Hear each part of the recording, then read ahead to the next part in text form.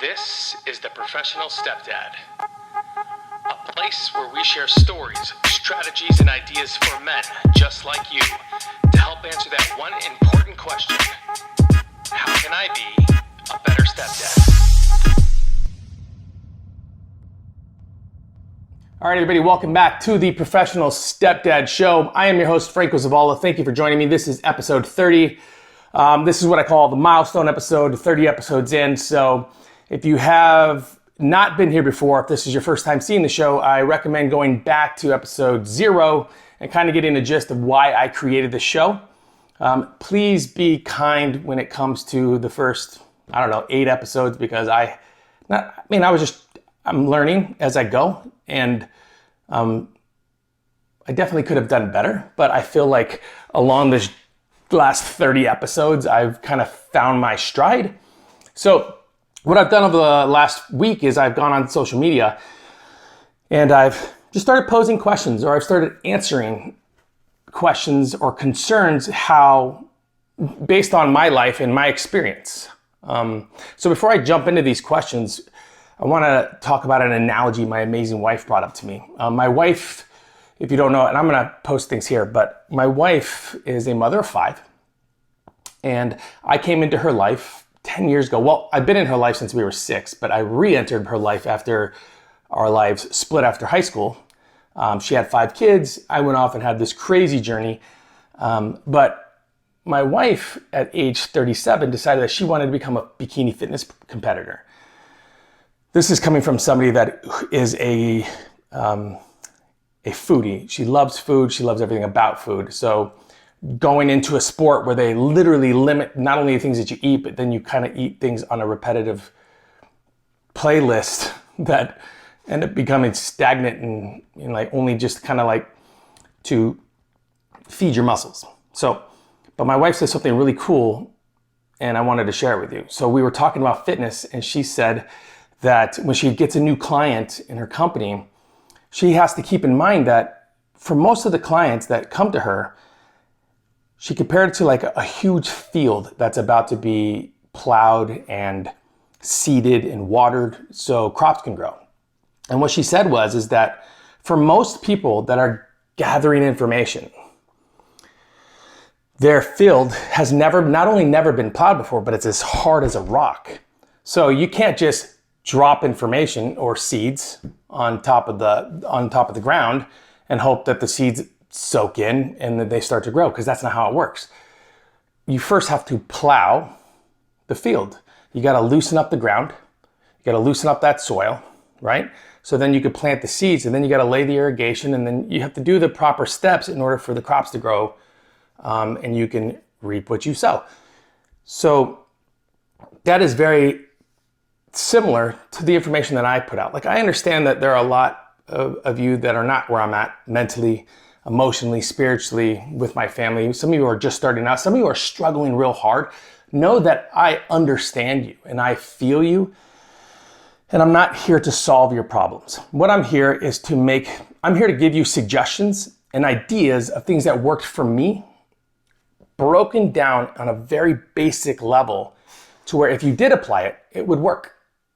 Nothing that I suggest is taken out of the air or a guess. This is proven things that have worked for me. And this is coming from somebody that was very hesitant to do any of the work, right? So when you're plowing your field, right, when you're loosening up that ground before we drop the seeds in, that plowing is that self-work. That's the work that you have to do on your own time, the study, the reading, the material. Instead of complaining about what's going on, try to figure out positive solutions for your growth so that your family can come together. And that is the basis behind my show, the basic principles behind why I started the Professional Stepdad podcast. So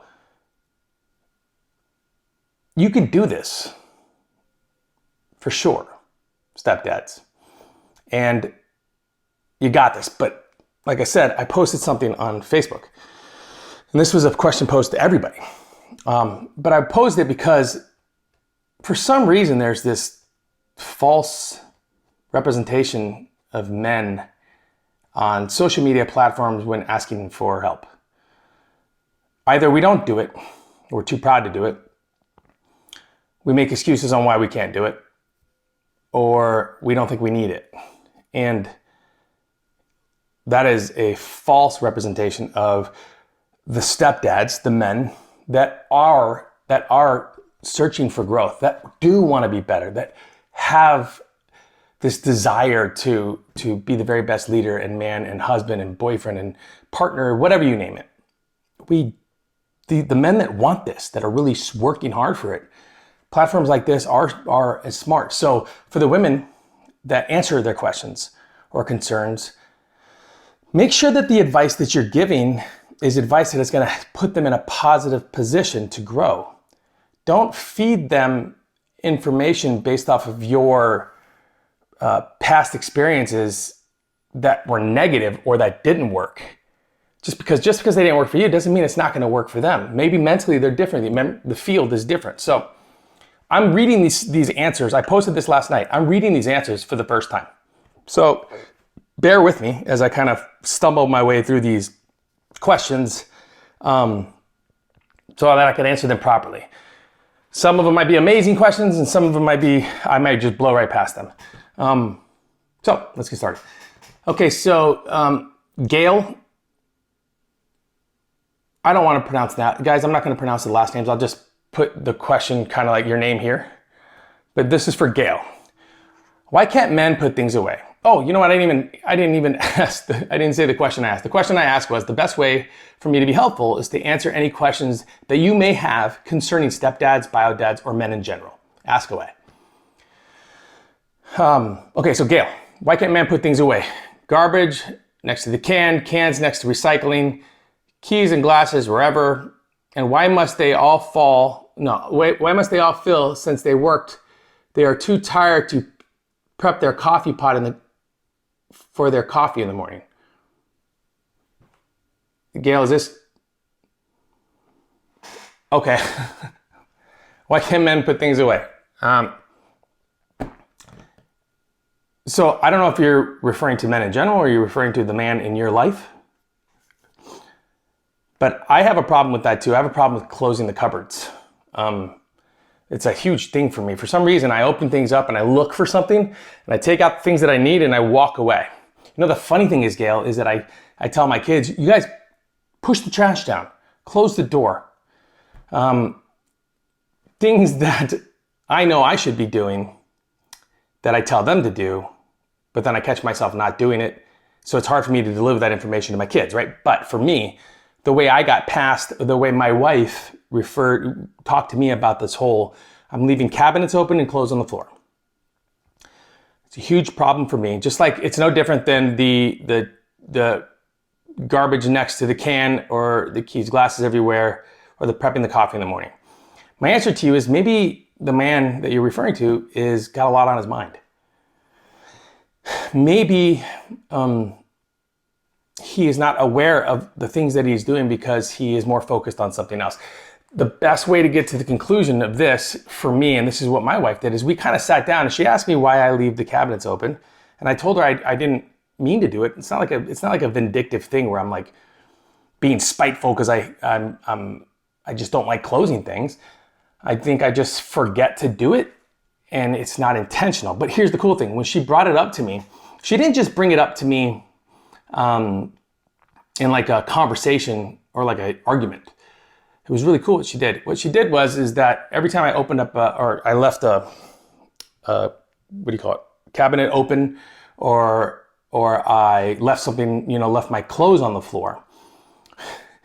What she did is that she would take a sticky note, like one of these things, and she would just put the date on it and the time, and she would stick the note up. And at first it got annoying. Like I would look on the floor in the bathroom and I would see this sticky note on my clothes that had the date and the time on it. And a little bit like, why don't you just help me and pick it up kind of thing? But then I realized that that's not her job. Her job is just to make me aware of the things that are kind of not working for her, just like I would do for her. I mean, our communication is great. But when she leaves these sticky notes, she she was just making me aware of like, okay, this is the time and the date you did. Because sometimes I'd be like, no, I didn't do that. No, I didn't do that. That wasn't me that left the cabinets open. I didn't leave my clothes on the floor. But now that there's a time and a date on these sticky notes, it's kind of hard for me to argue it. So it ended up becoming like funny to me. So I started becoming more aware of the things that I was doing based off this little tiny game that she played. And now I'm so aware of it that it rarely happens. I'm very aware of it every time. If I open up a cupboard, I can only see that sticky note. If I see my clothes on the floor, I can only see that sticky note. And it makes me smile and laugh because that was her way of communicating with me in a fun, non-aggressive way to help me move past these little tiny idiosyncrasies that were not positive for our relationship. So men in general don't all do that, for sure. Not all men in general. But if they do, maybe they're going through something. Maybe something's happening in their life. Maybe they're stressed about work or what's going on with the coronavirus or just family in general. I don't know. There's so many little tiny possibilities underneath that question that is so layered that it's hard for me to answer that in an honest way, because every man in every scenario in all walks of life all over the world are going through this different journey in their life. And, you know, it's almost like the last thing we need is to hear you complain all the time about the trash or the keys or my coffee in the morning. I mean, these little things. So I suggest maybe playing a game with it. Or how about this? How about like letting your husband or your boyfriend or whomever this is, if this is specifically about your life, just try partnering up with them. Like ask him, hey, would you want me to make prep the coffee for you in the morning? And if you do it, and so here's a cool thing. So if you prep the coffee for him, so in the morning he wakes up and he sees the coffee done, what's gonna happen is that you're training his mind to believe and to think that having that coffee already done in the morning is like a benefit because he doesn't have to worry about pouring it and all this other stuff. And he's gonna instinctually enjoy it and wanna do it on his own. It happened with me. So I hope I answered that question correctly, Gail, because again, it's a very layered question, but at the end, find creative ways around it, have fun with it, and don't make it such a big deal, because I guarantee you there are things that you do that he sees that maybe he's afraid to tell you or to point out because your fear of argument. This fear of arguing over the things that we do within a relationship is not good, because it starts off small. It's like a little white lie. It starts off small. And as time progresses, that fear of wanting to communicate with your partner based off of the fear of an argument ends up putting poison into your relationship. So have fun with it. So men, I understand you. Have fun, play games. Definitely ways around this creatively. Okay,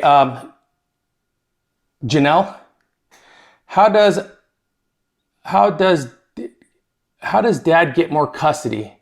BM is seriously trying to alienate. And at this point where if I could get away with it, I'd kill that bitch. How does dad get full custody? I had a friend of mine, his name was DP. He was in a custody battle with his girlfriend, Jen, over their son, Dylan. And Jen was taking him to court. She was suing him. She was taking everything from him. And all DP did was fight back. He fought back. He pushed against the grain.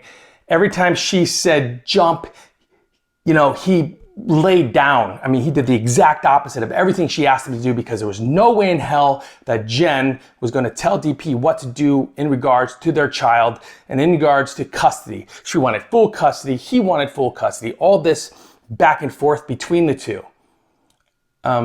This is how DP handled it. DP got some great advice from a mutual friend of ours. His name's Bob Proctor. And Bob said, you're not giving in by giving her what she wants. You are simply complying to the situation so you can move past the arguments, the pain, the anger, and the hurt, so you can get to a point where communication can open back up and you can solve the issue on common ground. See, the problem is that, I get where you're saying, that you're upset and you're pissed off. Like, I get it. Some bio moms and bio dads are vindictively hateful people that want to see you fail, that want to see us fail, that don't want anything to do with the new man or woman that comes into a life. But the worst thing that we can do is feed into that negativity to the point where it boils over so much that we want to say things like, I want to kill her. I mean, obviously I know you don't want to kill her, but that you want to do harmful things to somebody that's causing you harm. It's like the bully in the yard. The bully in the yard will always pick on the kids that are fighting back. But the ones that ignore the bully and show them that it doesn't bother them, they end up just going a different direction. So I understand what you mean, and getting full custody is not going to be an easy thing. There are a lot of legal things that you have to go through. You got to go through the court system. But you got to remember, when it comes to it, when you break it down from the macro to the micro, when you break it down, this is about the kids. What are you doing? What is he doing? What are all the adults doing in this given situation that are going to have effect and have a negative effect on the children that are just viewing the scenario like a movie, and they are soaking in everything that happens. Every time you say something negative, every time you scream, yell, fight, or bitch, moan, and complain about your situation out loud, mind you, doing it with your partner, different story, but out loud, the kids are hearing this, and they're forming their opinions about you when it comes to trust, when it comes to talking to you, when it comes to trying to understand who you are, all these things. So getting full custody is the first step, is understanding that you will never get to a place that you can comply with one another about custody and have an actual conversation until you can move past the ignorance of the situation. It can't get that way. And sometimes you're going to deal with people that are just unwilling to do it. They're unwilling to be that person that wants to communicate with you or help you fix the problem. You are going to deal with people like that. But remember, dissect it for what it's worth. It's not about you. It's not about the biological mom. It's not about the other family members. It's not about anything other than the kids. That's it. How are you handling it so that your kids see that you are the person to go to in times of trouble and in need when they want to talk? How are you handling that situation? How are you and your partner handling that? Do your kids see you as value, or do your kids see you as as like they're scared to want to talk or to open up? Don't put your kids in that position to choose. That's just not cool. Don't. Show them that there's unconditional love coming from your end, and no matter how negative another person gets, you are going to stay on the positive side of the coin. No matter how negative the other person can get, it's hard. It's hard to it's easier for me to say that and for you to do that. But when an outside entity, bio dad, bio mom, family members, are trying to push against you, trying to get you out of there, trying to make you look bad, all these things, the moment you engage and you interact with the negativity and the stupidity, they win. I hope that helps. This one's for Adam. So Adam came on here and said, I'm going to go to Adam last. Okay, Elizabeth. Elizabeth helped me. Thanks, Elizabeth. Elizabeth helped me answer one of the questions. She says, depends on the guy. My first husband was awful. My second is currently hanging up the laundry after just hovering the house. What does that mean? Oh, after just hoovering the house. He vacuumed. Sorry. We do our fair share. I think it helped me. He lived with the kids full time and on his own before we met, so he understands how hard it is to run a house. Great. That's great advice.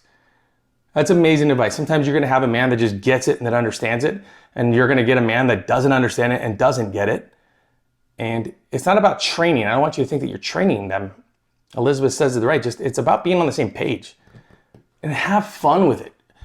There's nothing wrong with having fun with asking your partner or your husband or your wife. There's nothing wrong with having fun with the positive growth in your relationship when it comes to focusing on the tiny little things that just irk you. Have fun with it. Okay. Kat. This is for Kat. Kat. How can we help build a healthy sense of confidence in our husbands? Society has most men convinced that all their instincts are wrong, and as a result, I find most men are paralyzed, terrified to act for fear of doing harm, so instead they avoid action altogether. How can we empower men without making them think that they can lord their power over their families, as has been done for so many centuries in the past? This is a deep question. How can we build healthy self-confidence into our husbands? Okay. So for me, I grew up in a family where my father was very strict. I grew up in that era where you still would get whooped with a stick or a spoon. Men were going to be men in my era. We never. I mean, the word gay or homosexual or my dad's Hispanic, so my family used the word joto, which is also like gay or something. These were words that were thrown around my entire childhood. My dad was a greased up, work all day, come home, work all night, avoid the family until he wanted to be with the family. Like when my dad was present, man, he was locked in, he was present. But when my dad was gone, he was gone. So building that sense of self-confidence for me was a tough one for my wife, because when I came into my situation that I'm currently in, I was a man coming from the Army, building a business in Miami, and then I moved back to Arizona and I decided to go another career path, and then I fell in love with one of my best friends, and then she had 5 kids, and everyone around me told me to run and my heart told me to go. So when I entered the family, I had a lot of personal issues when it came to like, how do I talk? How do I discipline? Are they going to like me? Are they going to respect me? Are they going to trust me? I started asking all the things that, I was focusing so much on me and not on them that it started to kind of bring me down a little bit. And so my self-confidence was just shot. My self-confidence was completely shot. And then my wife and I ran into the 5 love languages. And I learned quickly that my love language is words of affirmation. So when I'm doing something, whether it be with the family, with my business, with my wife, with my life, I really love it when my wife comes in and spends a moment with me and just tells me how grateful she is, or she's excited for what I'm doing, these building up these words of affirmation. And when she does that to me and she makes an effort to do it, it fills me up to the point where my confidence is just there. See, all men have that confidence. Just all men don't know how to tap into it because you're not properly communicating with them. So my wife is physical touch. And before I understood all this, it's not that I love my wife. I mean, my wife is beautiful, but I never made a conscious effort to just graze her arm, kiss her on the neck, hug her. These little tiny things that I just assumed that were normal in a marriage. But for her, these were the things that were filling her heart. And when her heart was full, her confidence was up. A better mother, a better person. She was more focused.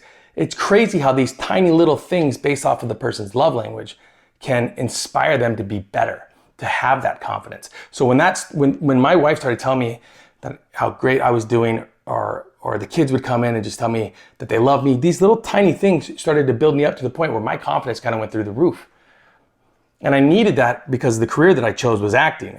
And if anybody has ever been in the entertainment business, like kind of like a job interview, when you walk in, when you go into a job interview, at least you're having a conversation with the other person. You could get to know them a little bit. But when you go into an acting job interview or an audition, it's tough because everybody's in there judging you. You got about 30 seconds to make your mark, and then that's it. And sometimes you'll never hear from them again. So that confidence was definitely needed because you're told no so much in my business. But to get to the end of your question, Kat, is all men, you don't need to build a healthy sense of confidence.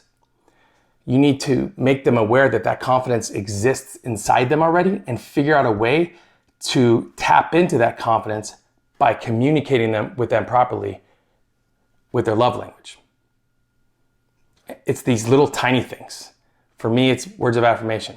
For your situation, it could be something different. But my advice would be to take a step back, go learn, go read, try to understand, and then don't think that it's going to work immediately, because you're going to apply it and then you're going to have to see it work, and you're going to have to see what works and what doesn't work. but you're going to get to a healthy point to where he will start to feel that confidence, right? I mean, you say something in here like men are find most men that are paralyzed, terrified to act, of fear of doing harm, so instead they avoid action. I always feared that by disciplining my kids, because, okay, let me back up. When I became a step parent, I read all these platforms and it was always like, the mother does the disciplining, never do it, stay away, give it to her, the reins are with the mom, all these things. And you kind of throw everything onto the mom. And that advice is not good advice, because in order to have a healthy family, you need to have a balance within your relationship. And that means teamwork. And teamwork doesn't mean 70-30. It means 50-50 split. But you can't get to that point in your relationship until you properly communicate with one another on exactly how you want to handle the family.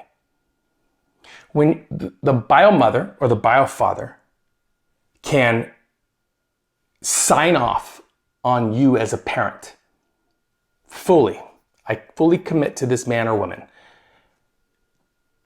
then you are not giving them free rein to scream and yell at the kids. That's not what this is about. This is giving them permission to go along this journey as a team. We put so much pressure on the others to do the work because we feel like we got to keep our hands off of it. But that's just not true. So for men who are terrified to act, especially stepdads, okay? But for men who are terrified to act, that fear is based off of old routines, habits, and things that happen to them. And the only way to fully tap into that is to try to figure out not only where they came from, but where they're going and what they want to do. Avoiding the situation altogether and not talking about it is detrimental to anybody. But I understand what you're saying, Kat. It's not hard. It's not easy because most men don't want to open up. And they don't want to open up because they don't want to show vulnerability. So the best way I can truly answer this is to just tell you, Kat, and then to tell men out there that it's not only okay to be vulnerable and emotional, it's needed. It's definitely needed. This is coming from me who spent my whole life in trouble, gangs, joined the army, jumped out of airplanes, worked in like mortgages like that you see on TV with all that machismo and this is coming from somebody that was groomed his entire life to be that stubborn man. Thank God I got rid of that guy, because now I'm at a position where I'm not only confident of who I am, but I'm confident in my life. I don't watch a movie with my son and I begin to cry. I don't look over at him in shame. I want him to look at me and I want him to see that it's okay to tap into your emotions. Because that's how you become a better man and a better leader. A great leader, I learned this in the Army, a great leader understands that connecting with the group as a whole to fully get a clear picture how everybody views the journey is the best move before you go into battle. Because then you know how to communicate with them. You know what works and what doesn't. So, Kat, I hope that answers your question the best way that I can. It's not about building that sense of self-confidence. It's about, I'm telling you right now, it's in all of us. It's whether or not you can find the map to get to it and unlock the door. And once that door is unlocked, and by the way, that door is unlocked only by love language, that's it. Once that door is unlocked, the confidence will begin to seep out over time. Have patience. Okay, and then last, this is for Adam. Adam is a gentleman that came on here and says, I'm following simply because I'm interested to see what this bloke has to say on behalf of me as a man. Okay, Adam, I already answered you here, but I'm gonna answer you here. I asked that question because I wanted to spark a conversation to where men could actually come in and give their 2 cents in a positive way so that we can change that narrative behind the whole men asking for help or men needing advice. Instead of saying you're following this bloke to see what bloke has to say on behalf of me as a man. So if you think that if you're following me in the question on here, so that you could see what I think of you as a man, that answers your question, brother. Next time, chime in. Give your 2 cents, man. I guarantee you that if you read these questions on here, Adam, you'll see some very comparable concepts or ideas or questions that are in your life. And if you've had a positive experience with it, share it. That's the thing, like sharing the information. When I became a stepdad 10 years ago, I diligently went searching for information on look, I didn't know what the hell I was doing or what I was getting myself into. I just knew I was in love, blinded by love. But I didn't know what I was doing. I didn't know what I was getting myself into. And I had to kind of learn along the way. Thank God I understood the value of self-work. Thank God I understood the value of that personal growth for me. And I understood that who I was is not who I was about to be. That I had to give up who I was before I entered the family in order for me to become this person that my family needs me to be. I'm so happy and grateful that I was aware of that for me. For most men, it's not like that. For most men, they're going to go through their entire situation and they're going to be holding on with both hands to the person they were before they entered the relationship. And that's one of the biggest problems, and why I think it's 70% of second marriages fail, is because either the man or the women will enter the relationship already behind the curve, feeling like the world's against them and they can't do anything and they have certain boundaries. So they enter the relationship with one foot out the door, and if things don't work out, that foot's in the door, they can kick it back and go. And that's the problem. Fully committing to your situation is going to be the key to your success. It is not easy. It is not always fun. There are definitely more down times than good times. But if you can have patience, all that work that you put in will pay off in the end. It happens every single time. Okay, so yeah, those are the questions that were posed. Guys, again, thank you guys very much for just asking the questions and entering the conversation. I really appreciate every one of you. Okay, so this is episode 30, the Professional Stepdad Podcast. Make sure to like, subscribe, share, all that other fun jazz. But more importantly, join the Facebook page. Find me on TikTok. I got the YouTube show. I got a lot of great stuff out there. And the reason I have all this material out there and why I'm developing this material is because I know. I honestly, when I sat down to do this idea, I thought to myself, if my son grows up and he becomes a stepdad, will he have the right material to succeed? And I think about that every time I put something out, I write something, I share something. Can I create enough material and information for the people and the stepdads or the stepmoms that are coming behind me, so that we can change the narrative on that whole ugly step-parent thing? Have a great day, everyone.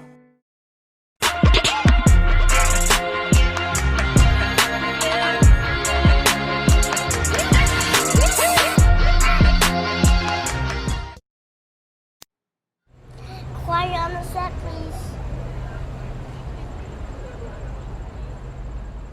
Thank you, everybody.